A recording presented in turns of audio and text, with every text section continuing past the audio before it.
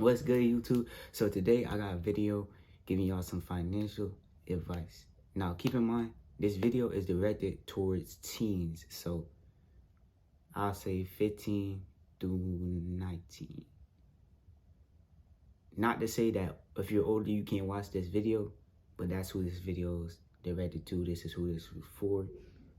So if you feeling like some of the prices don't apply to you and you older, or you might even be younger trying to get some cash. You might be younger trying to get, don't trip. You know what I'm saying? But that's who this video is directed for. Let's just get that out of the way first. Second, this is not like how to get rich in 20 minutes, you know what I'm saying? One of them schemes. Like I'm not teaching you how to pull money out of nowhere. So if you don't already have some capital, or you're not already working, or you don't have a job, this is also not for you. I don't have unless your parents got money, you got to be working in some type of way to go get. This is a video for the work. It's not for, you know what I'm saying, people who might already be blessed with money. There might be a little bit of advice in there for you, but this is more so for people, teens who either have to go out to work to get their own money, or want to go out and work and get their own money. That's just who this is directed for, because that's only what I can speak on, you know what I'm saying? I can't really speak on other stuff. But I'm giving you these tips because I made the mistakes first. You see what I'm saying? Like, I made the mistakes first. I corrected them. This is what helped me. This is what worked for me. This might not apply to you, but I'm pretty sure if you try it out, these tips out, they definitely will help you. You know what I'm saying? And also, this is advice that I've gotten from older people who already been through the stage. You know what I'm saying? And I took the advice and it worked for me. Does it mean it's gonna work for you? No. But will it most likely work for you? Yes. But let's get right into the video.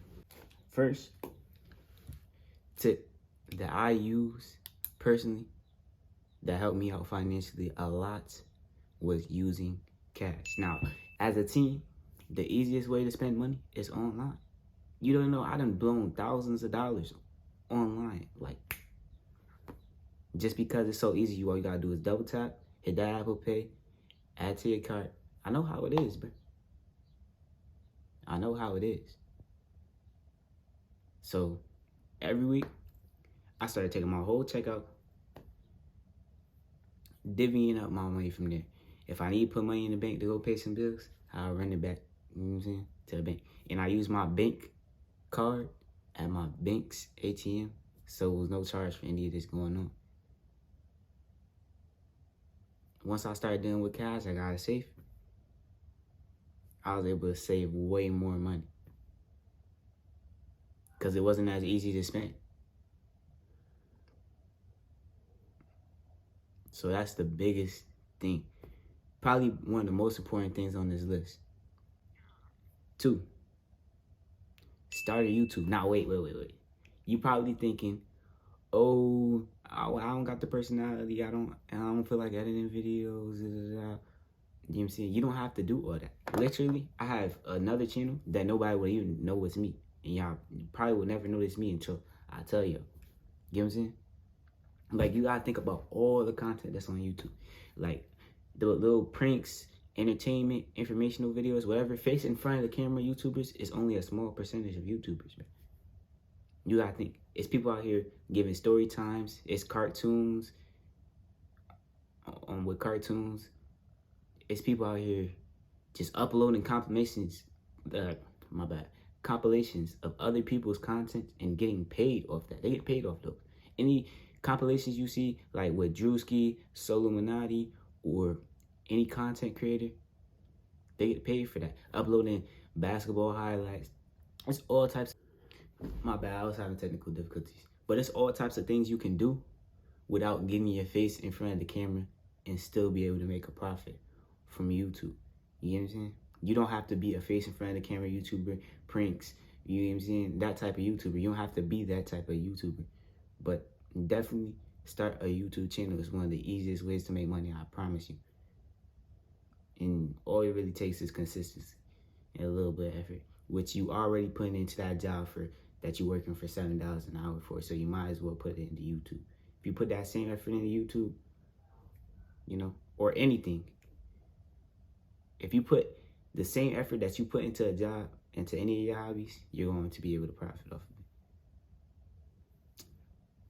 Anyways, number 3, invest. I understand that a lot of y'all are young. Y'all might be under 18 and you're not as able to start an investment portfolio under the age of 18, but most of y'all got parents, uncles, aunties, grandmas that are over 18 that would definitely be willing to, just go ahead and talk to them about it, bring it up. And there's just not just, you might be feeling like, oh, well, stocks is kind of a gamble. That's not, when y'all think of the word investment, y'all, first thing that comes to y'all mind is stocks. Well, yes, stocks, that's a good way to invest. But that's not all I'm talking about. Investing into maybe some collectible cards, investing into maybe anything that you put your money into that's going to gain value over time is investments. You get what I'm saying? That's other ways to invest. Like sports cards is a big one. If you get your knowledge up on sports cards, you definitely can make some money there. Or any type of collectibles. Everything's really collectible, really. But the rare something is, and if you could get it for retail and let it gain value over time, that's a form of investment. You know what I'm saying? So it's not just about stocks. You know what I'm saying? Stocks, yes, that's a great way to invest, but it's not just about stocks. You know what I'm saying? And since a lot of y'all are under 18, y'all not going to be able to get into stocks for real. But if you are under 18 and you want to get into stocks, I recommend an app called Acorns. You won't be able to sign up if you're under 18, but you can have your parents signed up for you, you know what I'm saying? And then use your money to invest for you under their name. See what I'm saying? But if you don't trust your parents with your money or whatever the case may be, just invest into like anything that can gain value over time. Collectibles, artwork, anything. Number 4, calculate your purchases. What I mean by that is take a second, think down when you're making major purchases or anything that's not a necessity really, meaning food or basic clothing that's gonna cover your back. And a lot of y'all already gonna get that from your parents anyway, since y'all most of y'all still are minors, you know what I'm saying? Sit down, take a second, really think, write it down on paper if you have to. It helped me writing it down on paper, but that's not, you know what I'm saying? Really sit down and think, why am I buying this? Now, 9 times out of 10, if you sit down and think, why am I buying this? 9 times out of 10 is going to be for no reason. Or you're going to end up figuring out that you don't need it. Like, for real, realistically. And not only that, when I mean say calculate your purchases, I also mean really think about, can I afford it? Because a lot of the times, one of the biggest purchases that I see young teens make that they don't need to be making is investing in a car. Not just saying, whoa. For y'all, calm down. Not just saying that you don't. Some of y'all might need a car, but a lot of y'all don't need a car. You know what I'm saying? A lot of y'all go broke investing all the money to a car that you don't know nothing about. So make sure when you go purchase a car, be financially ready, be mentally ready, and know what you're getting yourself into. Because cars can end up costing a lot of money if you don't know what you're doing. You can end up putting more money in a car than you need to. You know what I'm saying?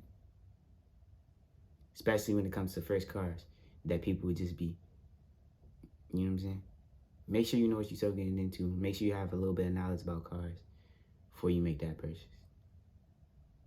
Now, not the saying that certain situations, I don't know what your situation is, you might need a car, but I'm saying most teens do not need a car. And they ended up purchasing themselves a car, and they ended up going very close to broke behind the car that they didn't even need in the first place. Sit down and really make a budget. Like, it doesn't have to be a super, you know what I'm saying, crazy, nothing crazy type of budget. But just put down your money for entertainment, savings, and investment, and how much you're gonna put down every week. Now, a lot of y'all might be working. Like, I know when I was in high school, my hours fluctuate a lot depending on, like, if I had a break, I'd be working a lot more, or during summer break, you know what I'm saying? So you might not have a consistent source of income. Like, your paycheck's not gonna be the same every week. Feel me? So what I did is take 4 paychecks, add them together, and divide those to find the average.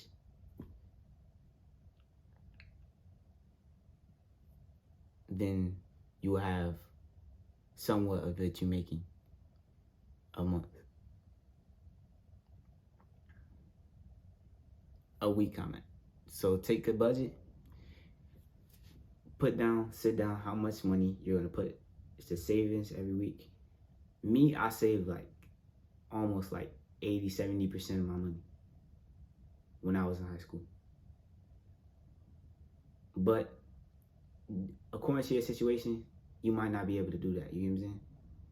So sit down. You should be at least saving like 30-40% of your money. At least. But really sit down and take a minute and make a budget. It doesn't have to be super crazy, you know what I'm saying? You probably don't have a lot of expenses or any expenses probably, for real, and that fact.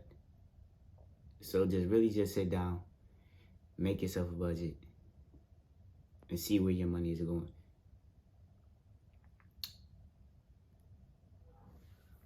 Prioritize working. What I mean by that is I don't want y'all teens, y'all young. You watching this video, you're probably young. You probably enjoy going out, spending time with your friends, going to parties, whatever. Cool. But what I'm saying is, do not do that every weekend, especially when it comes to going out where it's going to cost you money. I'm going to think about it. If you're going out every weekend, spending money, you could be instead of staying some weekends home, maybe creating that budget that you didn't get around to, making some investments, doing your research on some of your investments or what you want to invest in. If you stay home some weekends and did that, and maybe party, you know what I'm saying, every other weekend, went out with your friends every other weekend, whatever the case may be, imagine what that could do for you. Now, me, I was very comfortable as a teen being alone and staying home, working, doing some research, you know what I'm saying? But everybody's not like that. You know what I'm saying? Everybody needs some type of social life, you know what I'm saying? So, I'm not saying don't ever go out, don't ever have fun, but just think about how much fun you're having and how much it's really costing you and how much fun you have, you know what I'm saying? So, put working as a higher priority, you know what I'm saying? Because I've seen a lot of teens, a lot of times. I know you did this, and I'm guilty of doing this too. I called off work one time for football practice, though. I never called off. But people end up calling off work to go party, to go do this, to go do that. Things that are going to cost you money, you just called off work, and that could possibly cost you your job.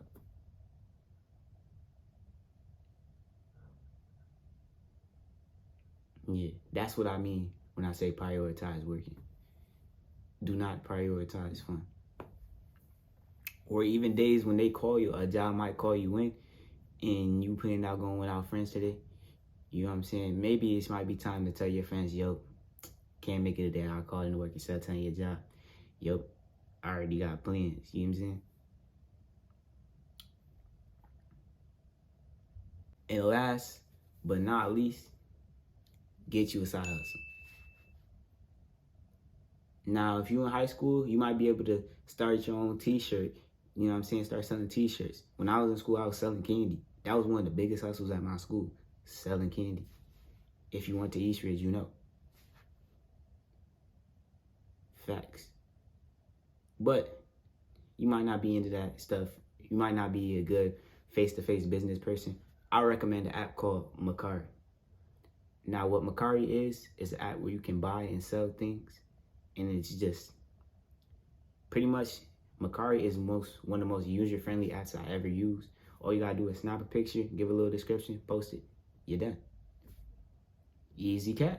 And I know y'all got stuff laying around your house that you do not use. It's literally just been sitting there since the age of time, collecting dust. So, some of that stuff, put it to use. And also, you can use Mercari to grab some stuff up that might be going lower at a lower value, because a lot of times people be trying to just get stuff going on Mercari, and they'll sell it for super cheap. Like, I seen a tech on there for like $25, brand new.